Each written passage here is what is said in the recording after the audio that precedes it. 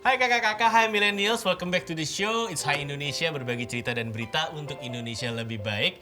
Masih barengan sama Ditan yang lagi ngebahas tentang Wibu dan masih ada partner saya juga. Dan ada Nuka yang juga nanti kita mau bahas tentang otaku. Iya, otakmu atau... Bukan otak-otak, bukan. Bukan ya, ikan Otak-otak dong. mah enak itu. Tenggiri biasanya, lapar jadinya. Oke, kita bakal ngebahas perbedaan antara Wibu dan juga otaku. Iya. Jadi sebelumnya kan udah tahu ya istilah Wibu itu apa, udah Tahu. jelasin tadi sebelumnya. Wibu adalah ada dua. Yang pertama adalah mereka yang mencintai dari mulai komik, manga, dan anime Jepang. Dan kedua adalah mereka yang Semuanya lah ya, mencintai gitu. kebudayaan Jepang. Iya, semuanya. Nah. Kayak tadi temenku tuh sampai bikin cosplaynya, baju-baju Niat gitu. banget. Niat banget. Gitu. Nah sekarang apakah perbedaan antara Wibu Dan dan juga otaku? Otaku. Kalau otaku Otaku? di sini ya, Ini beda. kepalanya kenapa? Ini Gak ada rambut. tidak ada rambut.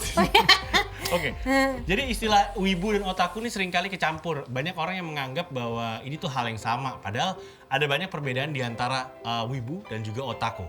Singkatnya, otaku adalah istilah dalam bahasa Jepang buat orang-orang yang menekuni atau serius pada suatu hal secara mendalam.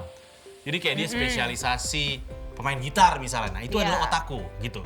Jadi orang yang sangat mendalam dengan hobinya itu disebut dengan otaku. Nah, istilah otaku ini udah dimulai sejak tahun 1990-an lah terkenal di luar Jepang gitu. Dan otaku juga punya sisi positif dan sisi negatif ya, sama kayak wibu tadi ya. Dan positifnya ini biasanya ditunjukkan kepada orang yang menekuni suatu bidang, kayak tadi saya bilang, jadi pakar IT, pakar gitar, jago main gitar misalnya. Nah, kalau negatifnya, ini jadi terlalu fanatik, over fanatik terhadap suatu hal, kayak terlalu fanatik Sama dengan anime. anime, dengan manga, dan dengan game, Jadi sehingga kayak berhari-hari ansos nggak mandi misalnya. Iya, kayak jadi tadi, wibu tadi. ansos gitu. Nah, kalau itu kan tadi otaku, sedangkan kalau wibu sendiri ini istilahnya berasal dari bahasa Inggris yang sebenarnya tuh wibo. Ya, Iya, memiliki wibo. makna orang asli yang non-Jepang tapi mempunyai obsesi berlebihan terhadap kebudayaan Jepang dan berperilaku seolah-olah mereka ini adalah orang Jepang Betul. yang hidup di sana, dan mereka kadang-kadang nih tidak bisa menghargai kebudayaan mereka sendiri sampai ke tahap yang parah. Nah, jadinya istilah ini memiliki sinonim Japanophilia. Ya, ini kalau ngomongin tentang Japanophilia sebenarnya terjadi juga di seluruh dunia. Kayak kalau kita lagi ke Jogja atau kita ke Bali itu biasanya banyak bule-bule yang lebih Jogja dan lebih Bali dari orang sana.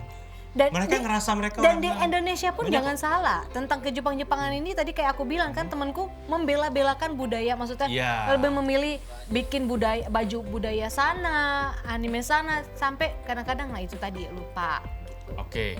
Oke. Dan nggak ketinggalan kata-kata wibu sendiri sebenarnya berasal dari cuplikan komik Perry Bible Fellowship karya Nicholas Gurwitch pertengahan tahun 2000-an. Ini sebenarnya diambil dari forum 4chan dan ini sebenarnya diambil dari forum 4chan untuk menggantikan istilah Wapanese atau wannabe Japanese. Nah, Wapanese atau wannabe Japanese sebenarnya itu sebuah ejekan sih. Awalnya sebuah ejekan gitu ya ya. untuk maniak-maniak yang gila Jepang. Berbau Jepang deh. Jadi nggak semua orang memang suka anime itu wibu ya guys ya. Jadi wibu ini bahasa serapan asing aja, sedangkan anime ya hanya sekedar hiburan gitu. Nah, ini kita selanjutnya kita akan mau bahas ciri-ciri seorang wibu seperti apa. Kalau dari perbedaan di atas kan kita udah bisa tahu ya, kalau otaku dan wibu itu ada bedanya memang nggak sama. Dan kemudian ini dia beberapa ciri dari seorang wibu. Yang pertama ada apa nih? Nah, ternyata seorang wibu ini mempunyai obsesi terhadap Jepang yang berlebihan banget, seperti terobsesi dengan karakter anime atau percaya bahwa anime dan kartun itu berbeda, dan berbicara meniru orang Jepang biasanya kayak nanisye gitu. Nani?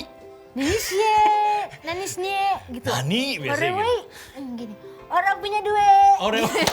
Orewa tuh apa? Orewa. Oh iya. Orewa. Biasanya Orang gitu. punya duit. Biasanya kan kayak kan? gitu. Bener-bener. Nah, ini Bagi saya duit. bagi duit. Bukan, beda-beda. Dan selanjutnya ini biasanya kategori mereka ini, mereka juga biasanya memiliki pacar hayalan. Itu Astaga. cewek-cewek anime itu yang Iya. yang Kadang-kadang komik-komik tuh itu yang mereka menjadikan itu kayak pacar hayalan mereka. Ya Allah, padahal bahkan nggak ada yang sampai posternya ditempel terus di kamar dianggap itu pacarnya.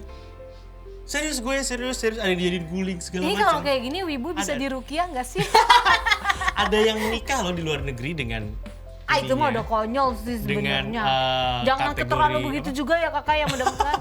yang Iya, nonton dan- ini nggak ada yang sampai begitulah. Jangan sampai ya. Dan biasanya nih wibu juga disinyalir suka menyendiri di kamarnya, sehingga mereka jadi jarang berinteraksi dengan orang lain. Ya itu mungkin karena menghayalin Nggak juga. dengan pacar hayalan. Bisa, atau bisa juga lagi nonton anime atau baca komik aja udah. Astaga. Gitu, dan biasanya kamar wibu juga dipenuhi dengan poster dan juga action figure nih kayak mainan yang ada depan kita ini nih. Dengan karakter anime favorit mereka nih. Contoh action figure BTS. Sorry. Jatuh. Iya. Nggak ada yang botak ya dan sama Manitan. Oh nggak ada yang botak ya? Oke. Ini jadi hal-hal ini biasanya disebut sama mereka dengan bahasa no lab atau no life. No life. Nggak punya kehidupan no lab. Itu sekalian ngapain hidup ya? Ya. Itu juga, Oke, bener juga ya. ini ciri-ciri selanjutnya. Biasanya nih wibu-wibu ini bakal eksis di dunia media sosial pakai foto profil anime aja atau username mereka nih yang berbau anime. Ya, jadi para wibu nih biasanya suka posting tentang berbau anime-anime aja gitu, jarang ada muka mereka lah pokoknya.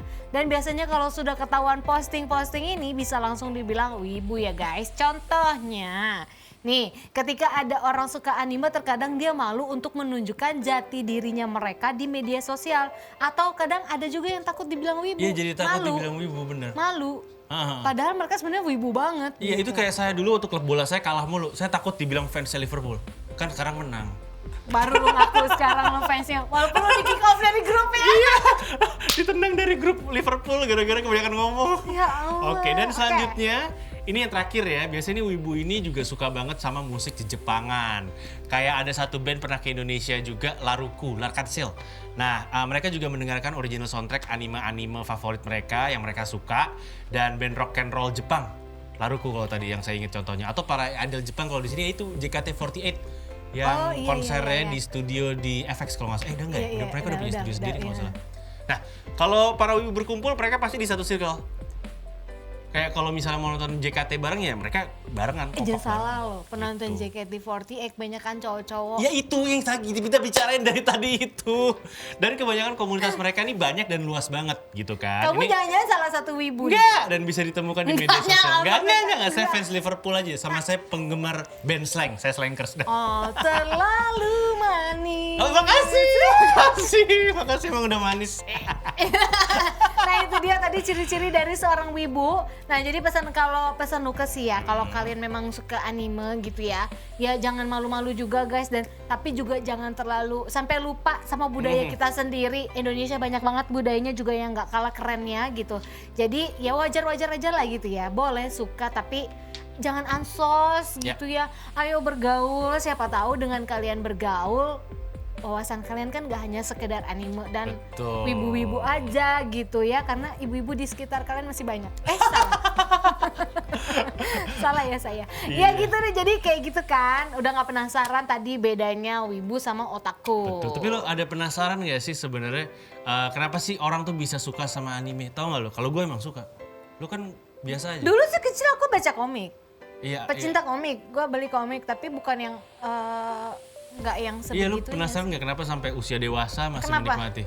Nah, itu dia. Ini kalau kita ambil dari kompasiana.com, ada yang bilang bahwa awal kemajuan Jepang menciptakan anime fiksi, mereka memasukkan unsur cerita dari kehidupan nyata kayak manusia, Oke. robot, galaksi, dan cerita yang bisa dibilang menggugah imajinasi kita.